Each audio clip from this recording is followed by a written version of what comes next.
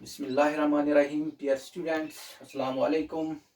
Today, our topic is soil erosion, a topic which is related to class 12 previous subject, and it is a subtopic of the third unit, that is soil degradation. तो आज हम बात करेंगे soil erosion के बारे में। Soil erosion क्या होता है, इसके कॉजेज क्या है, इसके इफेक्ट्स क्या है, how we can control the soil erosion. So far as the soil erosion is concerned, it basically it refers to the removal and the transportation of the soil from its original position to some another place through the agencies or through the agents of wind, water. तो अब जो ये soil है, basically जो soil है, it is an important part. It plays a very important role. The soil, upper layer of the earth, upper layer of the land, it plays an important role for the survival of the plants, because the plants, they get all the basic needs for their survival from the soil. They get nutrients, they get minerals, they get water from this very layer of the land. So it is very important to from the biological point of the view. तो पहले अगर हम देखेंगे कि जो basically इससे पहले कि हमें पता होना चाहिए लैंड डिग्रेडेशन क्या होती है. Land degradation is basically the decrease in the decrease in the quality of the soil, or decrease in the quality of the land due to some agents which makes it unfit for the use for which it is meant. तो इस तरह जो ये soil erosion होते हैं, basically it is the removal and the transportation of the upper layer of the soil from one place to another place through the agencies of winds, water. तो इसको हम soil erosion कहते हैं. So this soil erosion, it involves two main processes. One is the loosening and detachment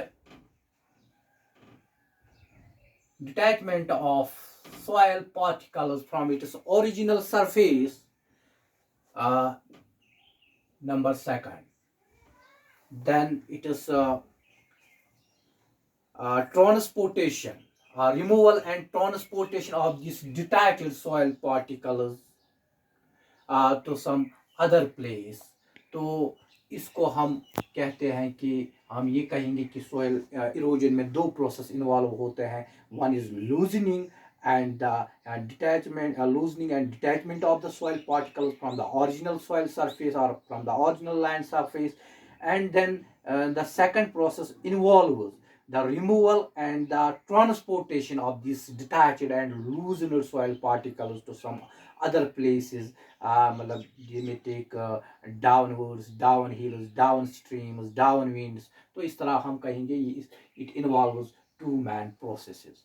So far as the soil erosion is concerned, it is a worldwide phenomena, and the countries which are where its intensity is more, where it is more intense. These include countries like USA, Russia, Spain, and India, Nepal, China, and these are the various countries which are suffering more by from this very phenomena, that is soil erosion.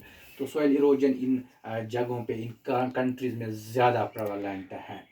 तो it has been found, अगर हम पूरे world में country level पे बात करेंगे, it is India which accounts more about 18.5% of the global soil loss is occurring within the subcontinent of the India. This is because the India, it is the main reason for this heavy loss of the soil in the Indian subcontinent is due to the overgrazing, because here the population of the livestock, it is largest throughout the world. This is why the India suffers more this soil loss as compared to the other regions, to the other countries of the globe of the world. तो इस तरह यहाँ पे ये ज़्यादा prevalent है. Now तो इसकी types कितने हैं soil erosion types. Broadly, we divide the soil erosion depending upon the cause, whether they occur naturally or due to the human activities. These soil erosions, they can be classified into two categories. One is known as the natural or geological soil erosion. Geological.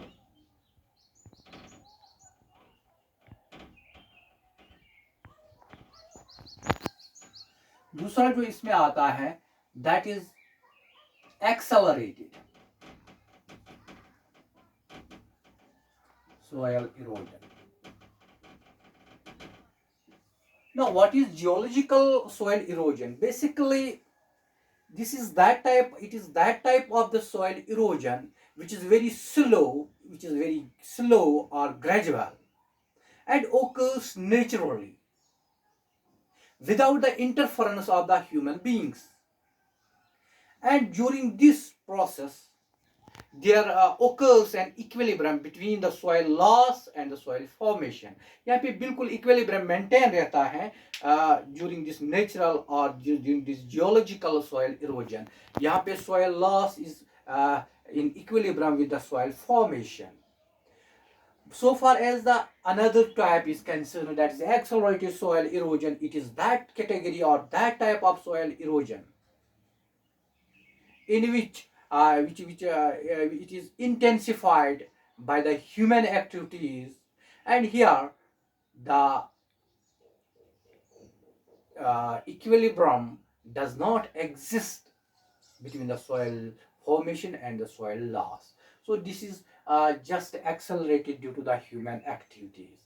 Now, what are the various causes? What are the various factors? What are the various agents which are responsible for this phenomena of soil erosion? So, causes of this soil erosion.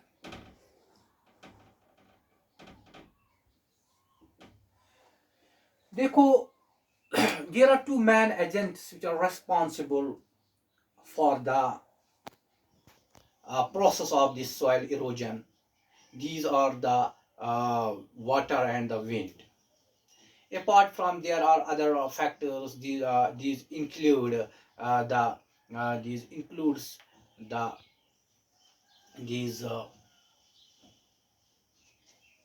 soil, this shifting cultivation, overgrazing, desertification. तो ये भी कुछ factors हैं which are, or we can say, developmental activities. They also may lead this soil erosion. पहले हम देखेंगे कि basically we divide these factors into two main categories. One is known as the climatic factors, causes, climatic factors or climatic agent, climatic factors. Number two, biological, living, biological factors.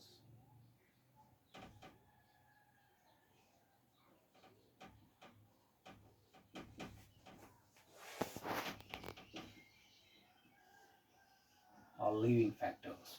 So far as these climatic factors are concerned, these include two types of the agents. One is known as the water and another is known as the wind. पहले हम water के बारे में बात करेंगे.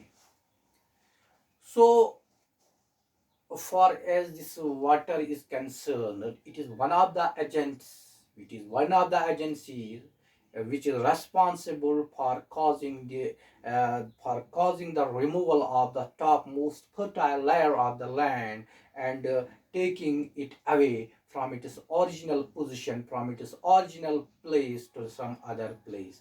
So this water erosion, it takes place in different forms. Like it takes place, there is sheet erosion, there is rill erosion, rill. Third one, there is gully erosion.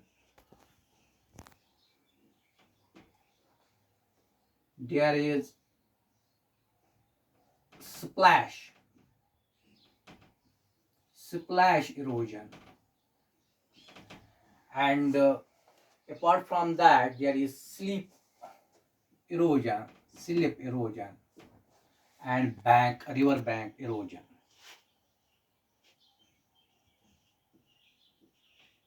Bank erosion जिसको हम कहेंगे. The water erosion, it can take place in different forms, like in the form of sheet erosion. यहाँ पे sheet erosion में क्या होता है? When there occurs the heavy rainfalls, and these rainfalls, the runoff, it takes the topmost layer of the large areas along with it, and thereby causing the soil erosion.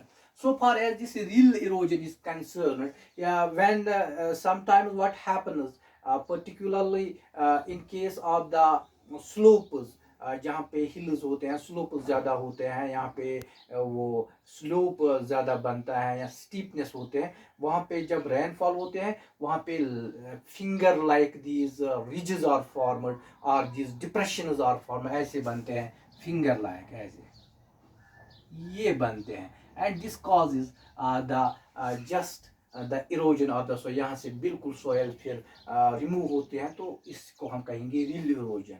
तो एक है मतलब गिली erosion, जब बहुत सारे रिल्स किसी वक्त ये आपस में मिलते हैं, यहाँ से भी एक रिल आया, यहाँ से भी, यहाँ से भी, यहाँ से भी, यहाँ से भी, बिल्कुल they widen this they widen and deepen these gaps, they causes widening and deepening of this soil or this land. तो उसको हम कहते हैं गिली इरोजन. यहाँ पे इनकी डेप्थ बढ़ जाते हैं, फिर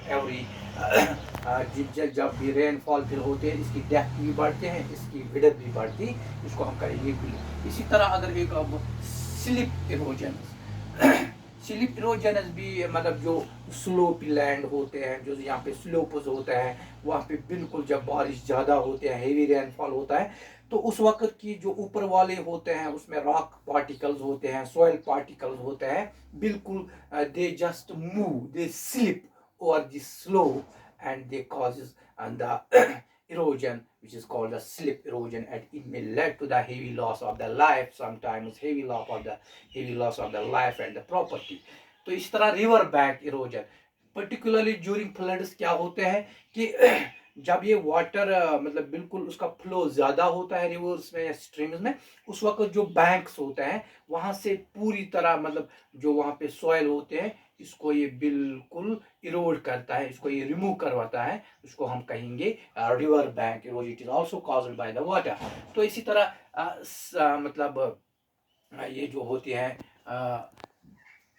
स्प्लैश इरोजन, उसमें क्या होता है कि जब रेन ज़्यादा होती है किसी वक्त, मतलब जो रेनफॉल प्रेसिपिटेशन ज़्यादा होते हैं, इतनी मतलब उसकी मतलब जो रेन ड्रॉप्स होते हैं, they fall on the with the fast speed, when they strikes on the ground, on the soil, they take away these soil particles, and they get splashed into the atmosphere, and they get deposited somewhere else, and this is another type of the soil erosion which is caused by this water. And this was the one of the factors, that is water. तो दूसरा जो है that is wind. दूसरा agent जो climatic factor में आता है, that is wind. जो विंड इरोजन है, ये बेसिकली जो ड्राई एरियाज होते हैं, या तो वो areas which are divide of the vegetation, जहाँ पे वेजिटेशन ही नहीं होते हैं, तो उन एरियाज में जो बैरन एरियाज होता है, वहाँ पे विंड इरोजन ज़्यादा होता है. And this wind, it causes the movement of the soil particles. तो ये movement which is caused movement of soil particle which is caused by the wind, it is basically of three types. One type of movement, it is known as the उसको हम saltation कहते हैं.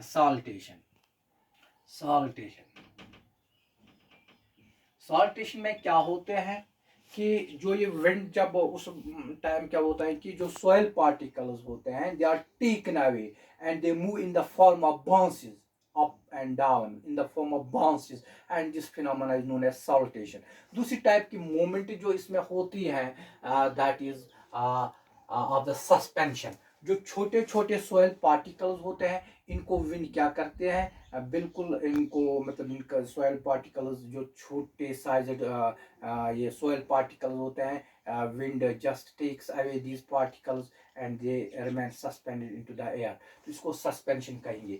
एक और movement है, इसको हम surface creeping कहते हैं। सरफेस क्रीपिंग में भी क्या होता है, जो विंड होते हैं, किसी वक्त फास्ट विंड्स आते हैं तो ये अपने साथ ले जाते हैं जो सॉइल पार्टिकल्स होते हैं और रॉक पार्टिकल्स उसके ऊपर होते हैं, छोटे छोटे पार्टिकल्स होते हैं, तो उनके साथ अपने मतलब फिर इनको ये मतलब this blowing wind takes these soil particles and rock particles to some other places, and this is what we call the soil creep। तो इसे soil creep कहेंगे।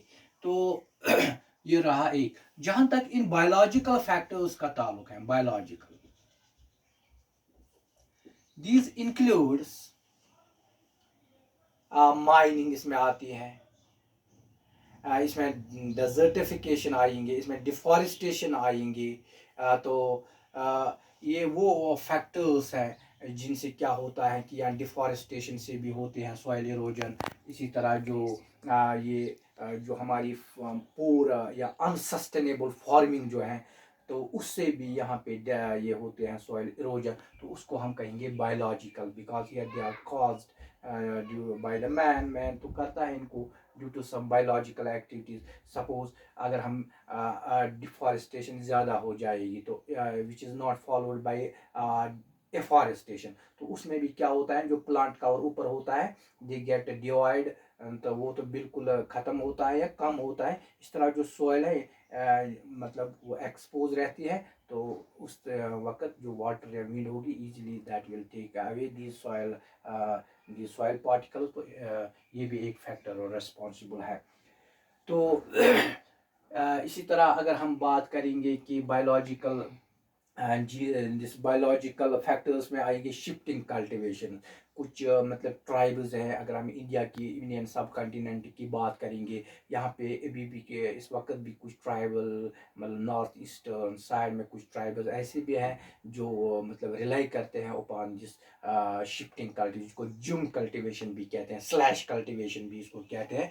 वो क्या कहते हैं कि किसी एरिया में जाते हैं, वहाँ पे जो मतलब ये पेड़ पौधे होते हैं या वहाँ पे जो प्लांटेशन है उसको काट डालते हैं, and they just burn this and they obtain the ash from there, and they use this ash for 1 or 2 years. After that, when this ash gets exhausted, they leave the spot and it goes to some another place। इस तरह जहाँ पे ये slash cultivation होती है वहाँ पे बिल्कुल फिर वहाँ पे जो डिफॉरेस्टेशन होती है, यहाँ पे जो प्लांट कवर होते हैं वो ख़त्म होता है, और वहाँ पे भी फिर सॉइल इरोजन के ज़्यादा चांसेस रहते हैं। तो ये भी एक फैक्टर है।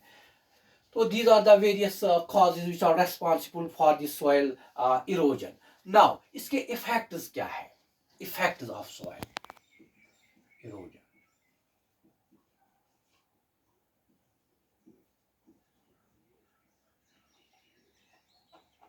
पहला इफेक्ट जो है loss of fertility of soil, loss of fertility.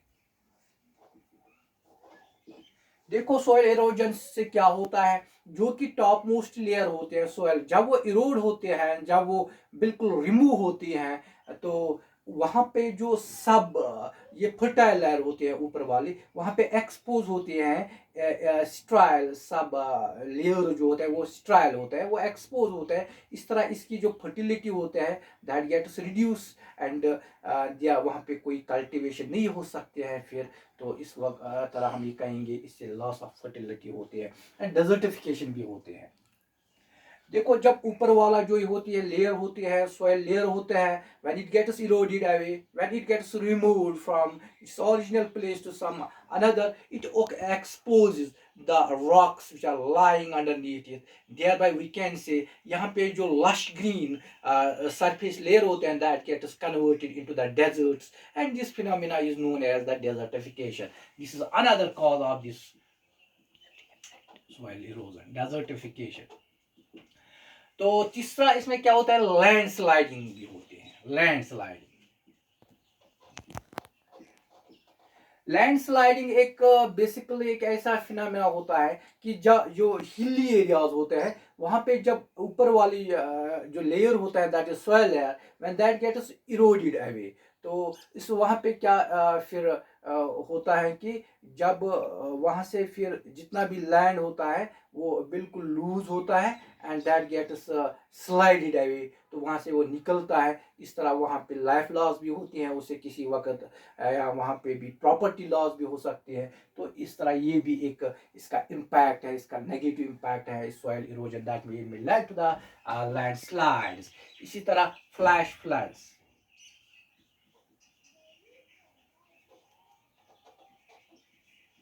देखो जब सॉइल इरोजन होता है, सॉइल इरोजन के वक्त जो कि टॉप मोस्ट लेयर सॉइल होते हैं वो तो वहाँ पे ख़त्म होते हैं। इस तरह वहाँ पे जो water that that it does मतलब वहाँ पे तो वाटर फिर प्रॉपरली इब्जॉर्ब नहीं होता है। जब वाटर इब्जॉर्ब नहीं होता है and during the heavy rains, during the these torrential rains what happens कि ये वाटर बिल्कुल रन करता है और द सरफेस, क्योंकि ये एब्जॉर्ब नहीं होता है, इस तरह वहां पे फ्लड्स होती है। तो ये भी एक इसका साइड इफेक्ट है, या हम ये कहेंगे ये भी इसका नेगेटिव इम्पैक्ट है। तो इस तरह फ्लैश फ्लड्स इससे आते हैं।